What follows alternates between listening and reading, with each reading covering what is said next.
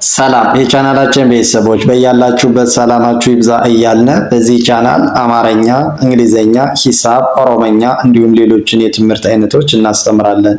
መማር መከታተል ለምትፈልጉ ሁሉ እንዲሁም ህፃናትን ማስተማር የምትፈልጉ ወላጆች ከታች ከቪዲዮ ላይ ባስቀመጥነው ስልክ በኢሞ፣ በቴሌግራም፣ በዋትሳፕ እንዲሁም በተለያዩ ሶሻል ሚዲያ አማራጮች ደውላችሁ አናግሩን። ዛሬ ይዤላችሁ የመጣው የአማርኛ ፊደላትን ከሀ እስከ ኘ ያሉ ፊደላትን ይሆናል ማለት ነው። አማርኛ ለማንበብ ወይም ለመጻፍ የአማርኛ ፊደላትን ድምጻቸውና ቅርጻቸውን መለየት ይኖርብናል ማለት ነው።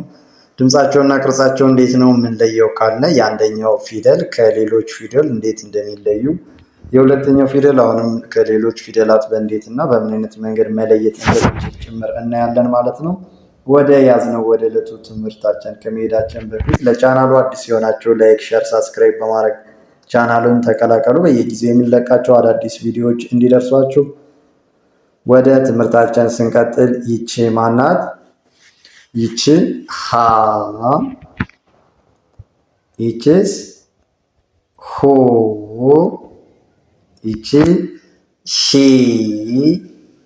ይቺ ሃ፣ ይቺ ሄ፣ ይቺ ህ፣ ይቺ ሆ። ስንቆጥራቸው ሀ፣ ሁ፣ ሂ፣ ሃ፣ ሄ፣ ህ፣ ሆ ማለት ነው። ሆ። እሺ ከዚህ ስንመጣ ይቺስ ማናት? ይቺ ለ፣ ይቺስ ሉ፣ ይቺ ሊ፣ ይቺ ላ፣ ይቺ ሌ፣ ይቺ ል፣ ይቺ ሎ። ፈጠን ብለን ስንቆጥራቸው ደግሞ ለ፣ ሉ፣ ሊ፣ ላ፣ ሌ፣ ል፣ ሎ። ከዚህ ስንመጣ ይቺ ሀ ማለት ነው። ይቺና ይቺ ሁለቱም በቅርጽ ነው እንጂ የሚለያዩት ተመሳሳይ ድምፅ አላቸው ማለት ነው። ስለዚህ ይቺ ሀ፣ ይቺ ሁ፣ ይቺ ሺ፣ ይቺ ሃ፣ ይቺ ሼ፣ ይቺ ህ፣ ይቺ ሆ። ፈጠን ብለን ስንቆጥራት ይኸው ሀ፣ ሁ፣ ሺ፣ ሃ፣ ሼ፣ ህ፣ ሆ። ከዚህ ስንመጣ ይቺስ ማናት? ይቺ መ፣ ይቺስ ሙ፣ ይቺ ሚ፣ ይቺ ማ፣ ይቺ ሜ፣ ይቺ ም፣ ይቺ ሞ። ፈጠን ብለን ስንቆጥራት መ፣ ሙ፣ ሚ፣ ማ፣ ሜ፣ ም፣ ሞ። እሺ ይቺ ማናት? ይቺ ሰ፣ ይቺስ ሱ፣ ይቺስ ሲ፣ ይቺ ሳ፣ ይቺ ሴ፣ ይቺ ስ፣ ይቺ ሶ።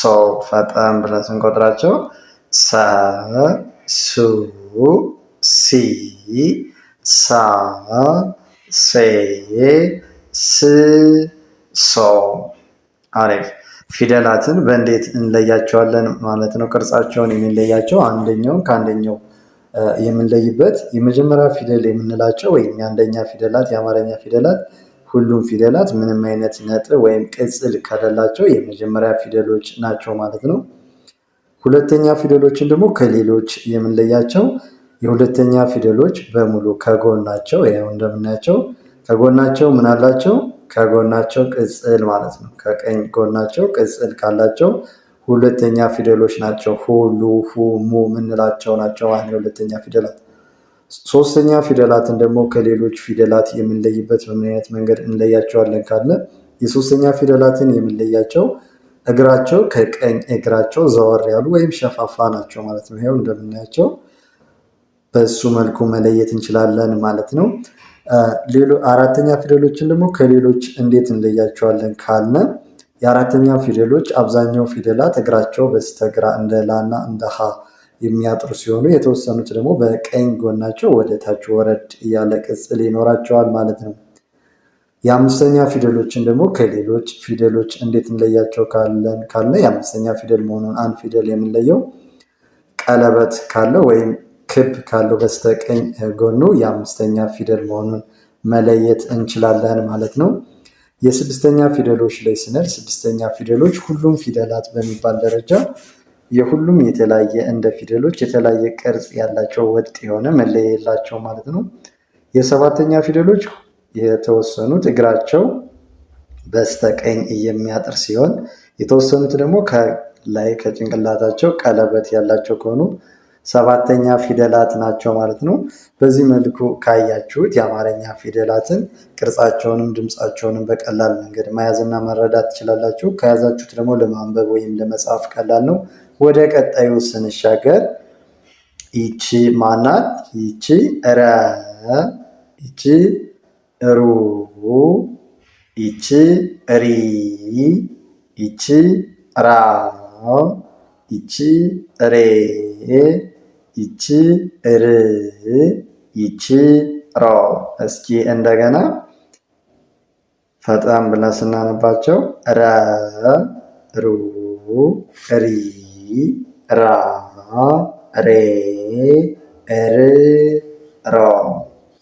ከዚህ ስንመጣ ይችስ ይቺ ሰ፣ ሰ፣ ይችስ ሱ፣ ይቺ ሲ፣ ይቺ ሳ፣ ይቺ ሴ፣ ይቺ ስ፣ ይቺ ሶ። እስኪ ፈጠን ብለን ስንቆጥራቸው ይኸው ሰ፣ ሱ፣ ሲ፣ ሳ፣ ሴ፣ ስ፣ ሶ።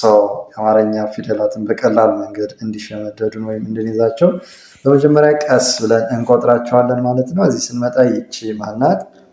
ይቺ ሸ፣ ሸ፣ ይቺስ ሹ፣ ይቺ ሺ፣ ይቺ ሻ፣ ይቺ ሼ፣ ይቺ ሽ፣ ይቺ ሾ። እስኪ ፈጠን ብለን ስናነባቸው ደግሞ ሸ፣ ሹ፣ ሺ፣ ሻ፣ ሼ፣ ሽ፣ ሾ፣ ሾ። ከዚህ ስንመጣ ይቺስ ማናት? ይቺ ቀ ማለት ነው። ቀ፣ ይቺ ቁ፣ ይቺስ ቂ፣ ይቺ ቃ፣ ይቺ ቄ፣ ይቺ ቅ፣ ይቺ ቆ። እስኪ ፈጠን ብለን እናንባቸው። ቀ፣ ቁ፣ ቂ፣ ቃ፣ ቄ፣ ቅ፣ ቆ፣ ቆ። እሺ ከዚህ ስንመጣ ይቺስ ማናት? ይቺ ደግሞ በ ማለት ነው። በ፣ ይቺ ቡ፣ ይቺ ቪ፣ ይቺ ባ፣ ይቺ ቤ፣ ይቺ ቭ፣ ይቺ ቮ። ፈጠን ብለን ስንቆጥራት በ፣ ቡ፣ ቪ፣ ቫ፣ ቬ፣ ቭ፣ ቮ። እሺ ከዚህ ስንመጣ ይቺስ ማናት?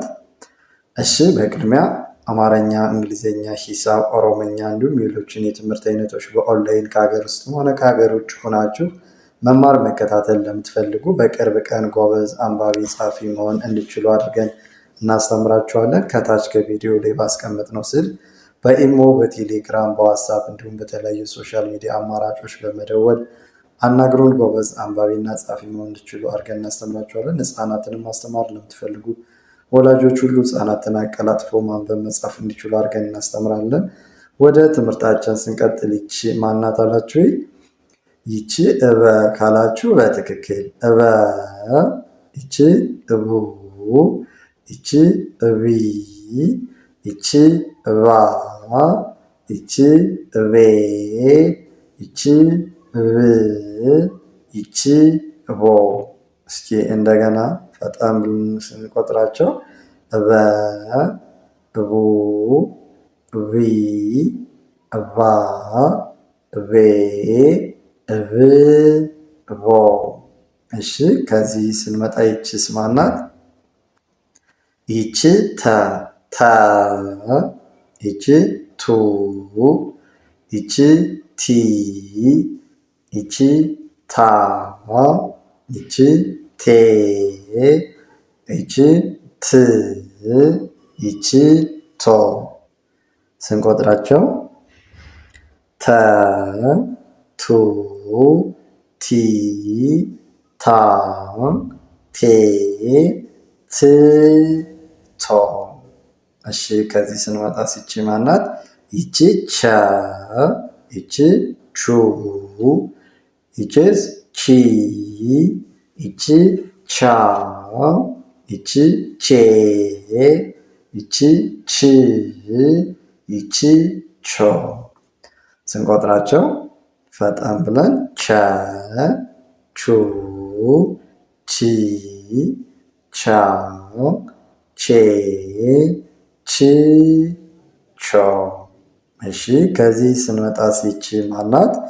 ይቺ የ፣ የ፣ ዩ፣ ይ፣ ያ፣ የ፣ ይ፣ ዮ። እስኪ እንደገና ይቺ የ፣ ይቺ ዩ፣ ይቺ ይ፣ ይቺ ያ፣ ይቺ የ፣ ይቺ ይ፣ ይቺ ዮ፣ ዮ። ከዚህ ስንመጣ ይቺ ማናት? ይቺ ነ፣ ነ፣ ይቺስ ኑ፣ ይቺ ኒ፣ ይቺ ና፣ ይቺ ኔ፣ ይቺ ን፣ ይቺ ኖ። ስንቆጥራት ፈጠን ብለን ነ፣ ኑ፣ ኒ፣ ና፣ ኔ፣ ን፣ ኖ።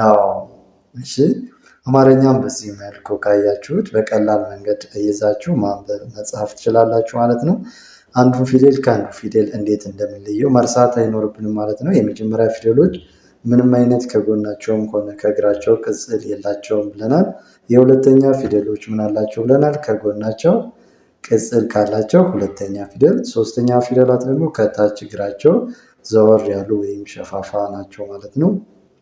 የአራተኛ ፊደላት ደግሞ እንደየፊደላት የተለያየ ቅርጽ ያላቸው ቢኖሩም አብዛኛው ፊደላት እንደ ባ ማለት ነው እግራቸው በስተግራ ያጥራል። የተወሰኑት ደግሞ እንደ ታ እንደ ቻ ወደ ግራ እግራቸው የሚዞራሉ። የተወሰኑት ደግሞ በስተቀኝ ጎናቸው ቅጽል ወደ ታች የወረደ ይኖራቸዋል ማለት ነው። አምስተኛ ፊደላትን ደግሞ እንዴት እንለያቸዋለን ካለ የአምስተኛ ፊደላት የምንላቸው ሁሉም በስተቀኝ እግራቸው ቀለበት ወይም ክብ አላቸው ማለት ነው። የስድስተኛ ፊደሎች ሁሎችም የተለያየ ቅርጽ አላቸው። ይህም ብለን መለያ የምናወጣላቸውን ነገር የለም ማለት ነው። የሰባተኛ ፊደሎች የምንላቸው ደግሞ እግራቸው በቀኝ እግራቸው የሚያጥሩ ከሆነ ሰባተኛ ፊደሎች ናቸው። የተወሰኑት ደግሞ ከላይ ካናታቸው ቀለበት ይኖራቸዋል ማለት ነው። እንደ ቶ እንደ ቾ እንደሆነ ቀለበት ካላቸው ከላያቸው የሰባተኛ ፊደል መሆናቸውን መለየት እንችላለን ማለት ነው። ለዛሬ ይዘንላችሁ የመጣነ ፊደል ይሄን ይመስላል ወይም ትምህርት። በቀጣይ ቀሪ ፊደላትን የምናይ ይሆናል ማለት ነው። ለቻናሉ አዲስ ከሆናችሁ ላይክ፣ ሼር፣ ሳብስክራይብ በማድረግ ቻናሉን ተቀላቀሉ። የምንለቃቸው አዳዲስ ቪዲዮዎች አስተማሪ የሆነ ቪዲዮዎች እንዲደርሷችሁ እንዲሁም አማርኛ፣ እንግሊዝኛ፣ ሂሳብ፣ ኦሮምኛ የተለያየ ትምህርት አይነቶችን መማር መከታተል ለምትፈልጉ ሁሉ እንዲሁም ህፃናትንም ማስተማር ለምትፈልጉ ወላጆች ህፃናትን አቀላጥፎ ማንበብ መጻፍ እንዲችሉ አድርገን እናስተምራለን። በአንድ ወርና በሁለት ወር አቀላጥፋችሁ ማንበብ መጻፍ እንዲችሉ አድርገን በኦንላይን እናስተምራለን። የምናስተምረው ደግሞ በእናንተ በተመቻችሁ ሰዓት ከሀገር ውስጥም ሆነ ከሀገር ውጭ ሆናችሁ እናንተ የሚመቻችሁን ሰዓት 24 ሰዓት ውስጥ በአንድ ሰዓት በማመቻቸት በቀን 1 ሰዓት በሳምንት 5 ቀን እናስተምራለን። ደውለው አችሁ ተመዝገቡና ትምህርታችሁን መማር መከታተል ትችላላችሁ ማለት ነው። ከታች በኢሞ፣ በቴሌግራም፣ በዋትሳፕ እንዲሁም በተለያዩ ሶሻል ሚዲያ አማራጮች ደውላችሁ አናግሩን። ከታች ከቪዲዮ ላይ ባስቀምጥነው ስልክ ማለት ነው። ለዛሬ ይዘንላችሁ የመጣነ ትምህርት ወይም ቪዲዮ ይሄ ይመስላል። ሰናይ ቆይታ፣ መልካም ጊዜ ተመኘን።